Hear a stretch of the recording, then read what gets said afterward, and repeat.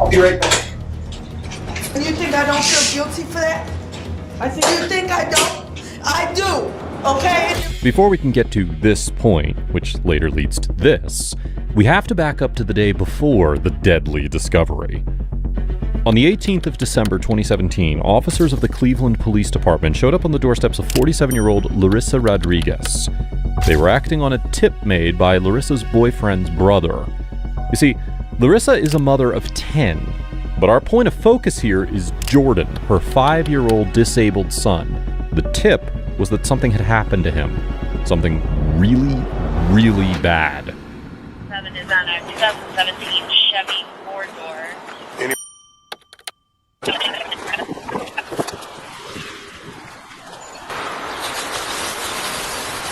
Nothing looks disturbed.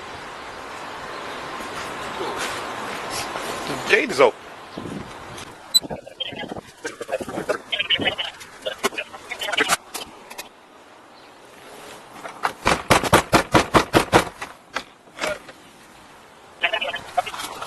Nothing in the rear looks to be disturbed, so we have somebody at the door right now. Now, in case you're wondering why the officers didn't charge through the front and check the side yard and backyard first, it's because the officers wanted to check the surroundings to assess Rodriguez as a caretaker.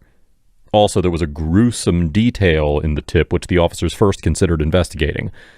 But when they found the back gate closed, they decided to go from the front, where they met Rodriguez at the gate. 7222 to check to.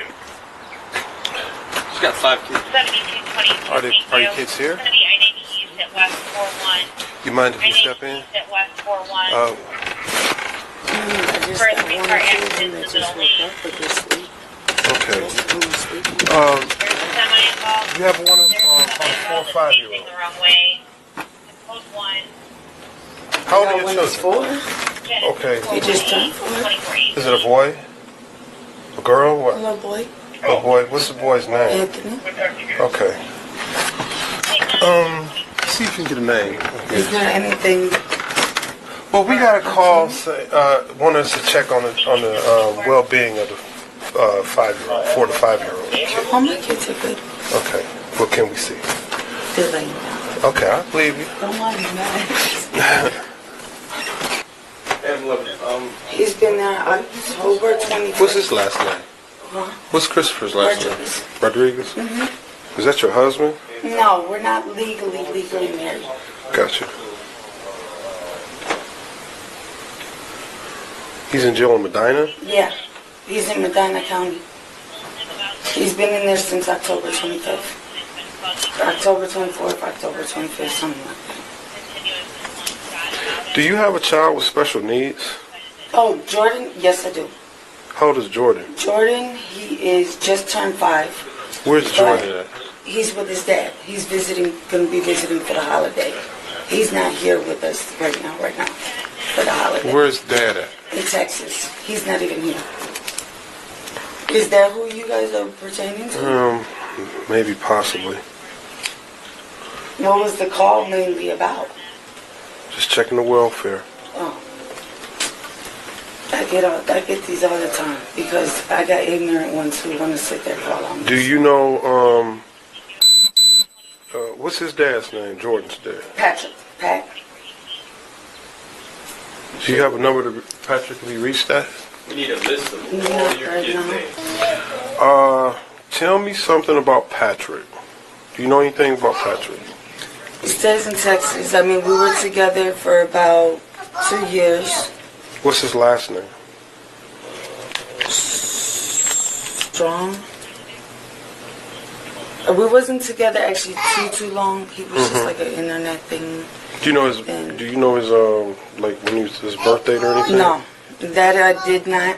You know, we What's Jordan's last name? Rodriguez. He took it from me.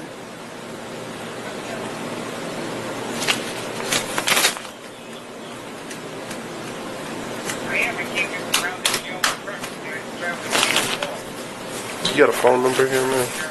His phone just recently disconnected. Your phone. Oh, my phone, 216-456-4301. Okay. So how many kids, you have these children to live with you. Right. 1, 2, 3, 4, 5, 6. 6 live with you. Yes. Do you live here by yourself, or do you live with technically, anyone? I'm here by myself. I mean, Chris comes and goes, back and forth. Chris is the one that's in jail right now. Yes, he's been in jail since October 24th or October 25th.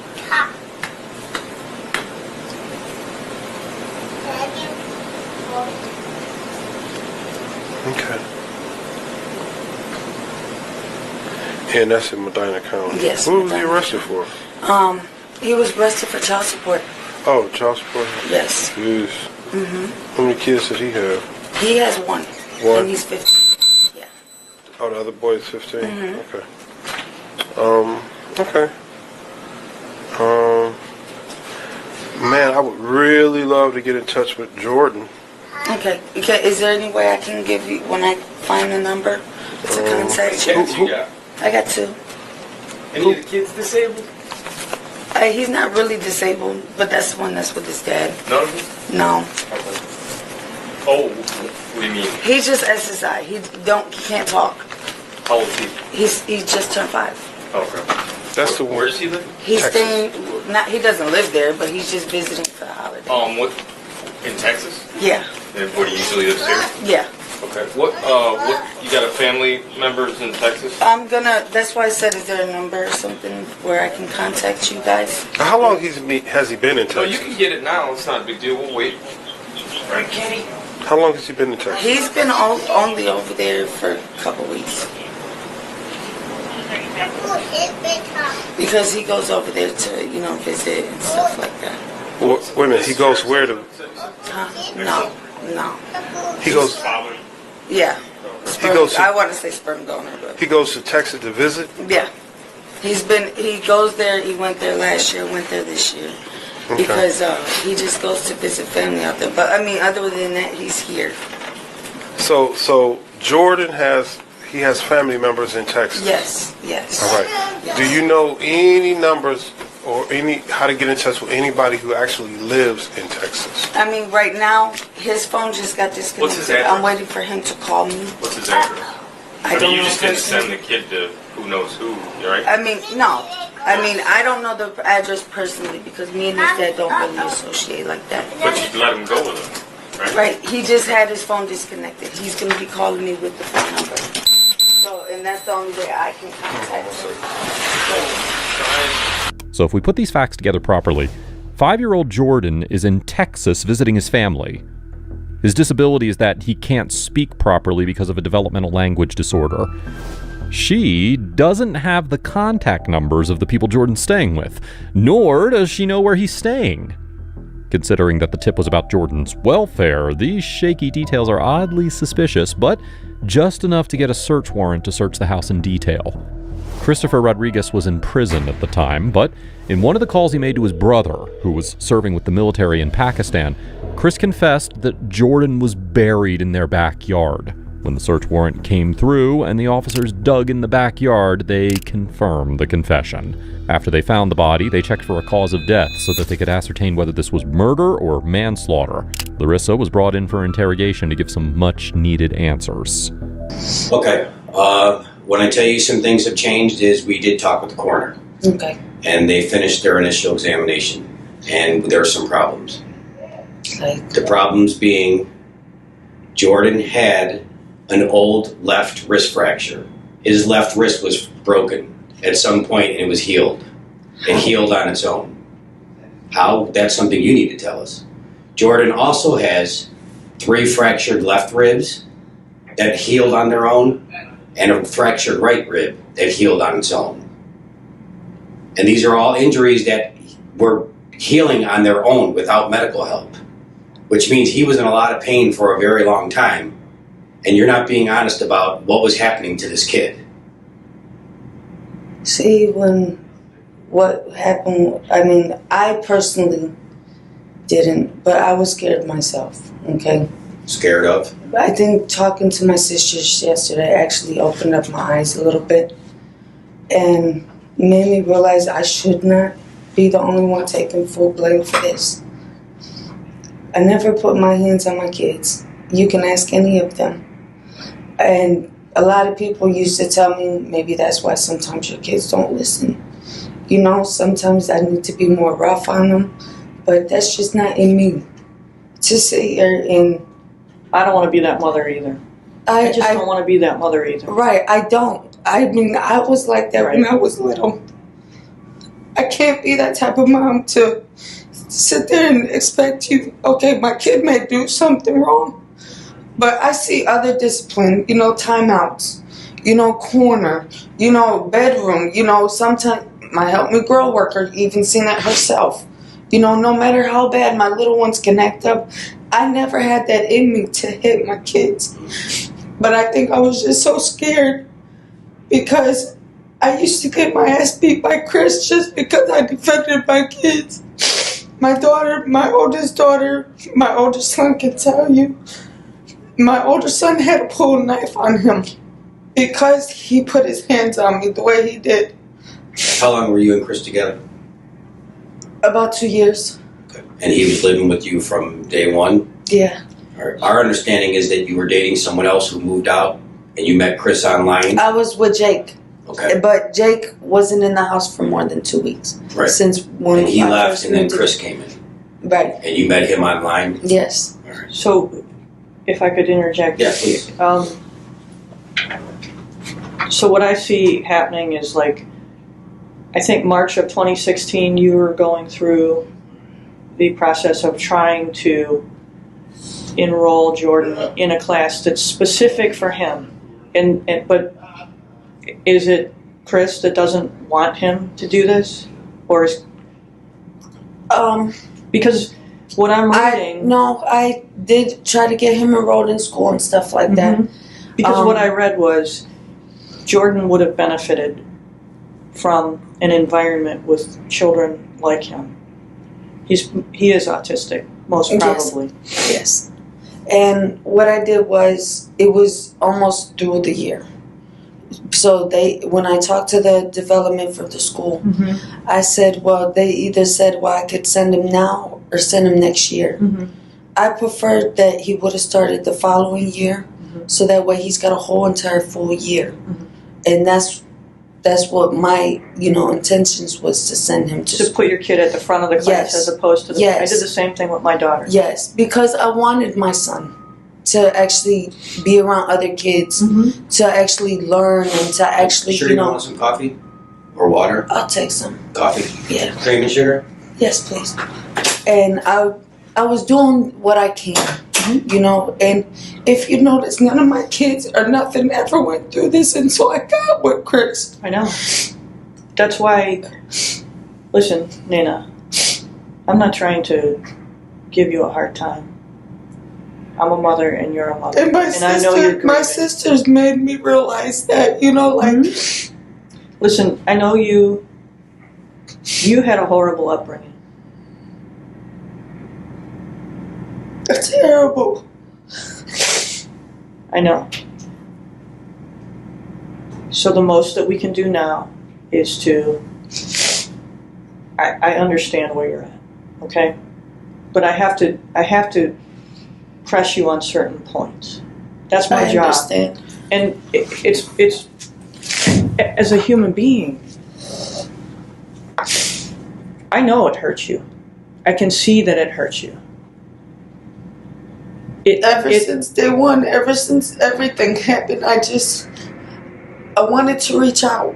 I wanted to tell somebody. The day it happened, the first person I wanted to talk to was my counselor. I wanted to tell her what happened, just because I was just so scared. I needed somebody to confide in. Okay. And I don't have that support. When you say the day that it happened, do you mean the same exact day? September 21st? Yes. Okay. I needed somebody to talk to. And in my heart, something told me that he did something to my son. I have to make the coffee if you want something. Okay, thank you. In my heart, I just knew something was wrong. I just knew it. Okay, if he can hit on me and he can discipline my other kids, but he wouldn't discipline them like he did Jordan. How does he discipline Jordan? It was just different. I mean, as far as you know how you said the sock in the mouth, none of my kids got the sock in the mouth, only Jordan. And I used to sit there and tell him, don't do that. You know, I used to get yelled at. My kids all can tell you I defended all my kids. And that's where a lot of me and his arguments came in, because I did defend my kids. And that's where he would put his hands on me. He even put a sock in my mouth when I tried to yell for help. I felt like I was stuck. And every time something like that would happen, he would always bring up and make me feel like guilty, like I was the one who did that to Jordan. And I didn't hurt Jordan. Well, so what, let me just say this. We've seen pictures. Up until Christopher Rodriguez comes in the picture, he's a healthy child. And he was healthy. He was healthy. However, for whatever reason, he focused on that child. I don't know what that reason was. And he tried to keep everybody away from me. I couldn't have friends. I couldn't have family. I couldn't have nobody. I may have missed this. Did he actually physically abuse him? Did you see him? A few times that I've seen, yes. Okay. And what did he do? He would smack him. He would, I mean, me personally, didn't see him fracture anything. I didn't, wasn't around, or if I went to the store, or if I, went out with my kids or something. You won't see a fracture. You won't. That's why it shocked me, unless because it's a compound fracture. Right, because my son had a fracture when he jumped off the bicycle. He was on the bike with my older son. So I know, I took him to the hospital for that fracture. But a rib fracture? You don't see that. But see, I wish I would, it was just like Jordan trying to tell me something. When I told you that when he finally took his last breath, it was like he was mad. Like I seen in his face like he just wanted to tell me something. But I just didn't know what that something was. She is painting her boyfriend, Chris Rodriguez, as the prime suspect based on his abusive behavior and her tendency not to retaliate. But before we just sob away in disbelief, we need to know when Jordan got hurt and how he ended up in a grave rather than a hospital for aid. But in my heart, something told me that he had something to do with this. Because every time after this happened, I just hated him. I hated everything. I just couldn't stand to be around him. Did you ever ask him to leave? I did. And he told me that if I was to call the cops, that he had the gas in his name, that they would tell me that he resides there, that he can't leave. So I just felt like I was trapped. And I even told him, this is my house. You have to go. But then he always threw up. Well, if he leaves, he's calling the cops and he's blaming everything on me. Which I didn't hurt Jordan. I take the fault for not taking him to the doctor. Yes, that was my fault. And my other fault was doing... Tissues, Ray. Bring tissues, Ray. Was given the idea to do that. But I didn't hurt Jordan. I know. It's not in my heart to hurt Jordan. I know that. Do you know Jordan looked just like you?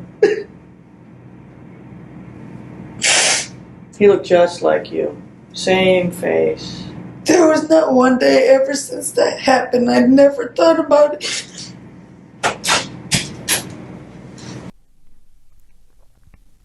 So Larissa was being coerced into silence because of abusive Chris. We can't help but imagine poor Jordan and how he was able to endure the pain of 4 fractured ribs. But there's another angle here. This discovery was in December, and Chris was arrested for failure to pay child support in October. Considering that this abuse and burial happened in front of him, why didn't Rodriguez come forward about her son being buried in the backyard? She could have made a stronger and more compelling case against her abusive boyfriend if the discovery had come earlier from her and not from Chris's brother. So you're a year in when he puts his hands on you the first time? When he finally put his hands on me the first time was when his brother came into town. And I'm the type where, okay, if you make plans, at least make them ahead of time. You knew your brother was coming into town. And if we had plans, you're going to stop our plans just to be with your brother. And I kind of got upset because he said, oh, come on, let's go play some basketball. You can plan about our time. Mm-hmm. Now that we have our time, where, kids are, it's just family, Mm-hmm. And then when we do have our time, you want to go run off with your brother. And so, I addressed it to him. No attitude, no nothing, and he just got pissed. He just got real furious. Which brother? It's his brother Scotty, the one that's in Pakistan or wherever he is. He just got real pissed, started hitting me, and just literally that day he gave me a black eye. Does Scotty know about this? No.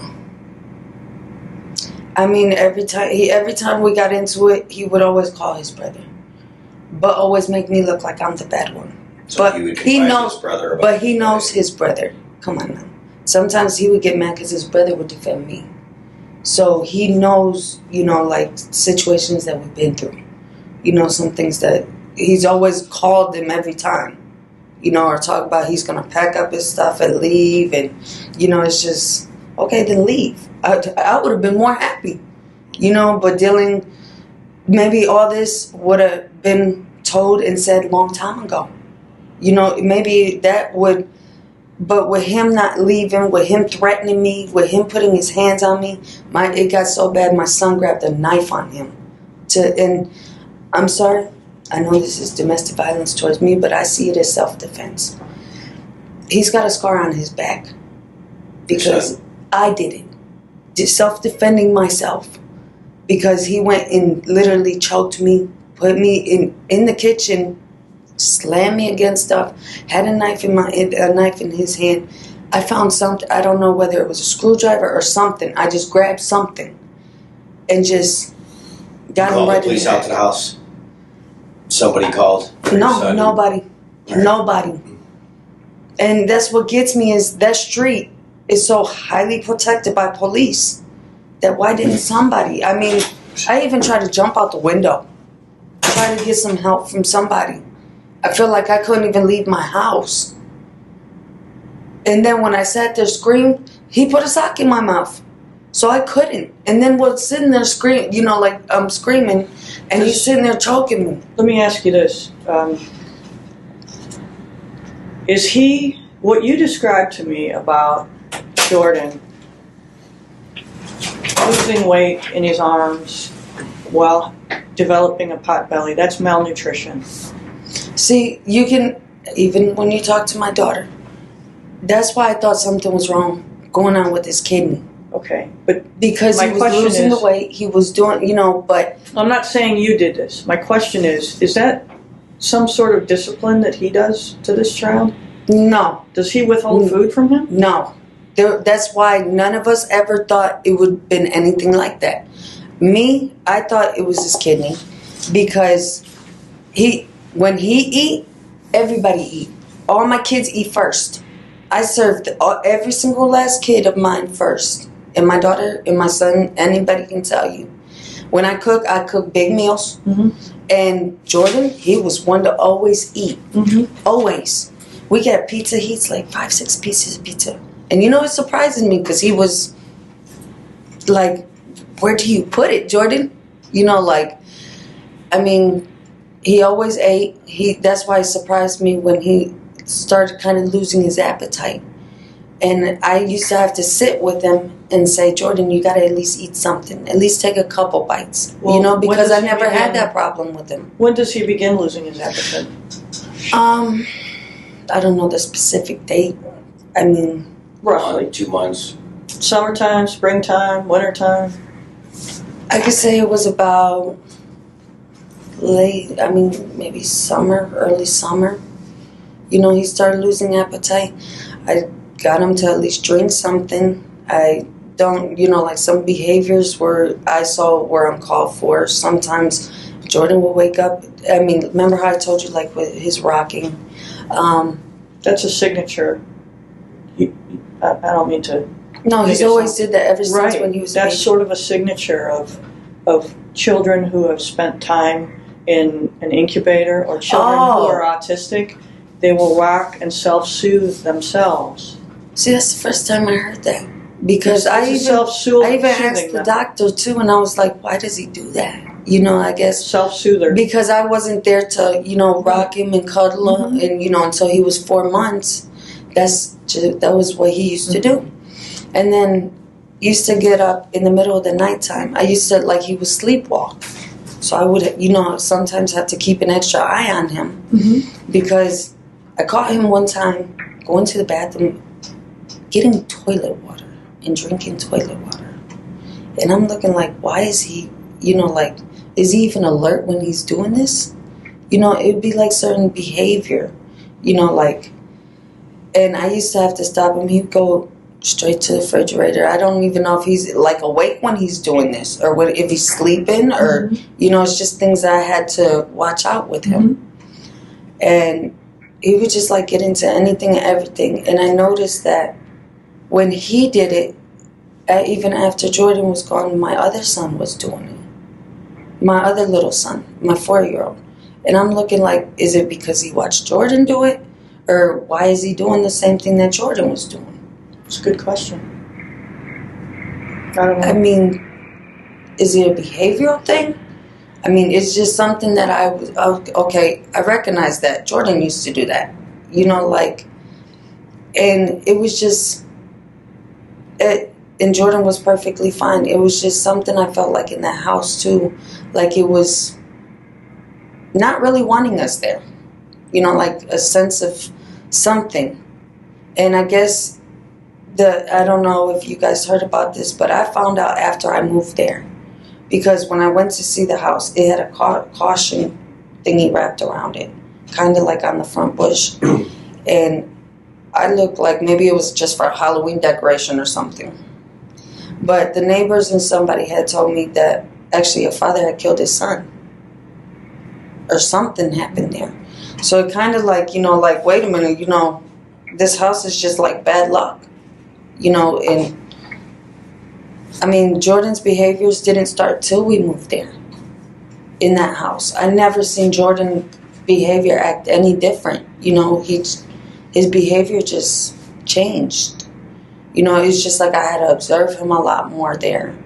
You know, things that he was doing, I've never seen him do. When anyone raises a disabled child, they seek medical help, research symptoms, and try to understand on a deeper level the disability and how to deal with it. None of the signs that Jordan exhibited compelled Larissa to rush to the doctor or have someone on speed dial who could help her understand what Jordan was going through. Now, while this is the case for Jordan, we can't overlook the other kids as well. According to the social workers, her house was in, and I'm quoting, deplorable and unsanitary conditions. It was infested with rats and cockroaches, and one child was even eating this when they arrived at the house. It actually shows a lot about how much of a caretaker she was. This raises a big question about just how much she took care of her kids. The important thing here is that you tell the truth, all the truth, even the truth as they see it. You ask for forgiveness and you move forward. Christopher, and I promise you, I know you wanted to punch me in the nose yesterday, and I accept that. I was being sarcastic. I'm so sorry. You weren't being sarcastic, you were angry. And it's my job. So this is actually the second interrogation, and while we don't have the first one, we do know that it got intense when the detective accused her of murdering her son. You think I don't feel guilty for that? I think You think I don't? I do, okay? And you're making it worse. But in both the interrogations, the confession so far has been about the abuse, but not the murder/manslaughter. But I'm not a fighter. It's my job to make you I think angry. I kind of got off that way because I'm so used to like being like when the guys come at me like that, it just I don't know, it's just like. Do you understand that it's your eternal need to be with a guy that is attracting guys like that? And that's what I need to change. Well, and this is a unique opportunity to do that. I have to do for that myself. part of you. Right. So kids who are touched when they're kids wind up either hyper promiscuous or they wind up not at all promiscuous. This is your unique opportunity to change the end of your life. Because I could have been dead. Of course you I could could have. have been dead. And it used to get him mad because sometimes, even after the situation with Jordan, it used to get me mad because he put his hands on me and choked me. And I had knots in my head, and I said, I just wish I was with Jordan. And he said, what did you say? I said, I wish I was with Jordan. I wish I could take Jordan's place for him.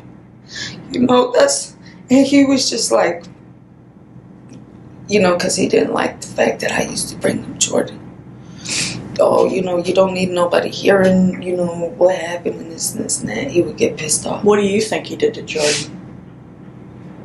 I think that morning, technically, something had to happen. I don't know what it could have been. Something had to happen because Jordan wouldn't just collapse like that.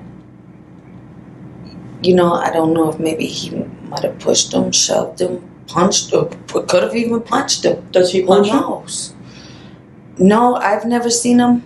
But if you're talking about any type of fractures, who's to say? There's a big difference between punching a child in the face where you're going to see the mark or punching a child. I'm going to interview the other one now. Okay.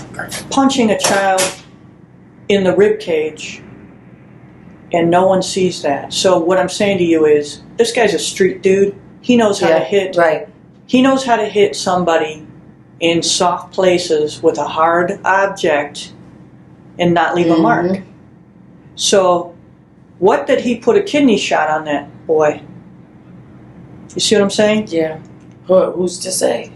What did he was pissed off at that kid for whatever reason, puts a kidney shot on the good kidney, and it's lights out. Shut down. Yeah. So now we could be very likely leaning toward a situation where Jordan was beaten to death based upon all these pre-mortem injuries that are in different stages of healing.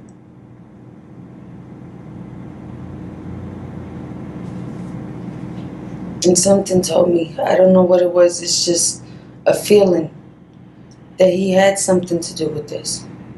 Because I not once, ever, and as you've seen for yourself, pictures and everything, I've always posted. My kids were always healthy. I've always took care of my kids. I never hit my kids. Everybody used to tell me, even the officer at the house, as you can, he's like, maybe you need a spanking, and that's not in me to do that. When I was little, I got hit with extension cords. I got hit with boards. I had to kneel on rice on a carpet. And I told myself, those are things I never want my kids to go through. Nothing. Hey, I don't want to be that mom either. That's horrible. I don't want to be that mom. I don't want to compel my child through fear. So, and I remember he always used to tell me, well, you need to discipline your kids and this and this and that. And it's just like, I'm doing my best to discipline my kids. What is his definition of discipline? His, I guess, is more like spanking and I don't know what he considers discipline. Did you see him put the sock in Jordan's mouth and put him in a corner? One time I did, yes. And I didn't like it. I did. Did he make Jordan sit in the closet? Not that I know of. But it can't no say when I step out or, something like that. But as far as the closet goes, I know my kids play in the closet. That's all I know. Mm-hmm. My kids love to sit there and hang on the little bar thingy. And one time I caught my little one just sitting on the shelf up there. And I'm like, what are you guys doing? Typical kids. Playhouse. Mm-hmm. But as far as that, I don't know. But my Jordan didn't deserve any of this. None. Well, And what I suggested to you yesterday is that the only way you heal yourself from all of this is to take responsibility for your side of the street. Meaning, if I drank, if I doped, if I didn't keep house, if I didn't put sheets on your bed, if I didn't feed you, if I was overwhelmed, if I didn't do my part to take care of you, then I own that. And No, just like I take the responsibility. I didn't take him to the doctor. That was my fault. mm-hmm. I mean, I didn't call the ambulance when he needed it. That was my fault. Mm-hmm. I also had part in putting him there because I just had a baby. Mm-hmm. So, you know, and I'm feeling depressed. I diagnosed with PTSD, Mm-hmm. you know. And probably postpartum. And, you know, I didn't know what to do. You know, I just got scared. And I just was like, you know, and I wasn't ready to let Jordan go because I've been through so much with Jordan. You know, by myself, even before I got with Chris, I was taking him to the doctor. It was a lot, but I was working on getting there because my social worker, my counselor has a preemie. So she was working with me on some things that I could do with Jordan. Well, let me ask you this. I don't know who Patrick Strawn is. My understanding from you is that this was a one-time liaison with him or a couple of time liaison with him? Yeah, and then I got pregnant and here comes Jordan and I didn't want nothing to do with him. He didn't want nothing to do with me. Okay. So I told him, I sent him back and I told him, you need to go to Texas, back home where, you know, where you are. So, but my question to you is, not to cut you off, and I know you need to talk about this stuff to get it out. The law says that he has a right to Jordan because he's the father. What that he never comes forward or we don't find him? He's not going to come forward. He's not. Then whom would you want to have Jordan? Michelle? My sister, and I talked to her last night. Michelle or Anna? Michelle. Okay. Because she's more responsible. Michelle's more responsible. She's the oldest. So, in the absence of Patrick Strawn, you would want her to have Jordan's remains? Yes. And to follow through with what she wanted to do, which was a cremation? Yes. And to divide the remains between his siblings? I think that would be best. I talked to her yesterday, and I told her I was going to let you know that, you know, because we all agree he's never been there. He never wanted no part of Jordan. And even on Facebook, I could even show you from old messages. You know, I sent him pictures of when he was in the NICU. Mm-hmm. I told him when he was born. I didn't have to tell him. Mm-hmm. You know, those are things that even I try to connect with his sister.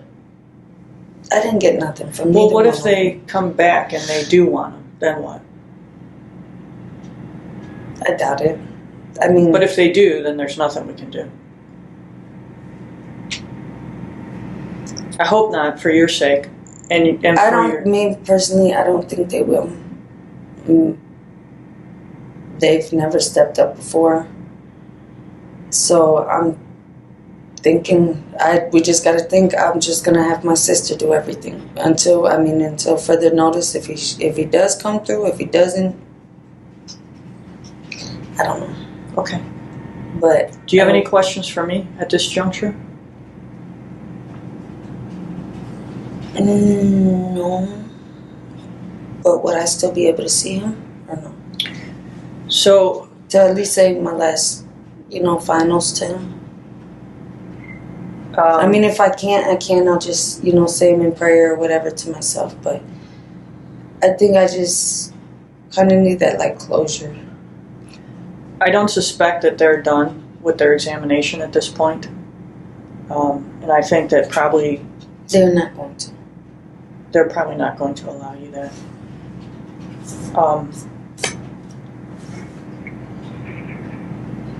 And I don't think that you want to see photos of him. You actually physically want to see your child. That's very true.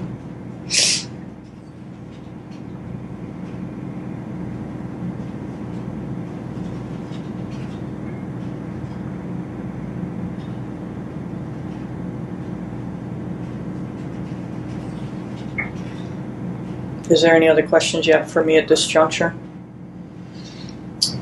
So they're gonna go ahead and charge me today? Yes. I'm going to charge you today at some point, and you'll probably go to court in the morning. And then in the morning, we're going to talk to the other half of the equation in Medina County. Good luck with that. Well, I really don't care if he speaks or not.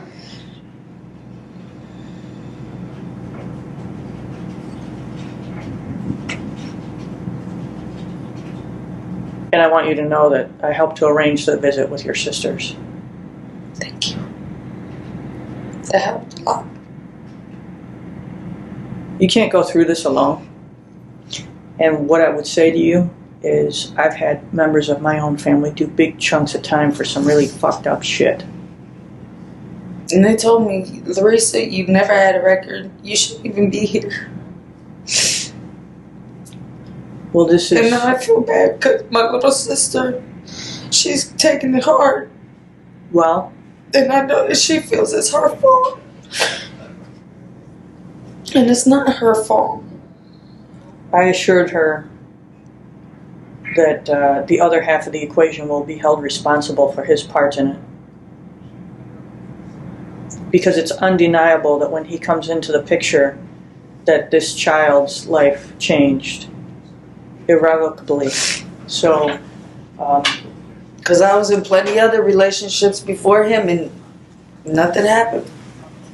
As the case was further investigated and the trial was set in June, the only thing that got sorted was the story of Jordan passing away.